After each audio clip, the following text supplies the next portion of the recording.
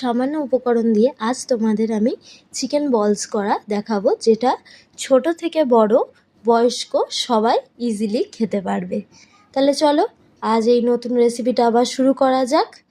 এখানে প্রথমেই আমি অল্প করে চিকেনের ব্রেস্ট পিস নিয়ে নিয়েছি, আর তার সাথে পেঁয়াজ নিয়ে নিয়েছি, যেরকম ডাইস করে কাটা পেঁয়াজ, আর তার সাথে 4 কোয়া রসুন আর অল্প আদা নিয়ে নিয়েছি। এবারে সব কটাকে পেস্ট করে নিয়েছি, দিয়ে তার সাথে বেসন, জিরে গুঁড়ো, আর তার সাথে দিয়েছি গোলমরিচ গুঁড়ো, পরিমাণ মতো নুন, আর তোমরা চাইলে একটা ডিমও ইউজ করতে পারো। এখানে দিয়ে ভালো করে মেখে নিয়েছি আমি, এটাকে মেখে বলসের আকারে করে নেব। ব্যাস, এবারে কড়াই গরম করে তাতে অল্প বাটার দিয়ে বলসগুলো দিয়ে দিয়েছি। দেখো 2 পিঠ ভালো করে ভেজে নিয়েছি, সুন্দর কালার চলে এসছে। এটা আমার মেয়ের জন্যই করা।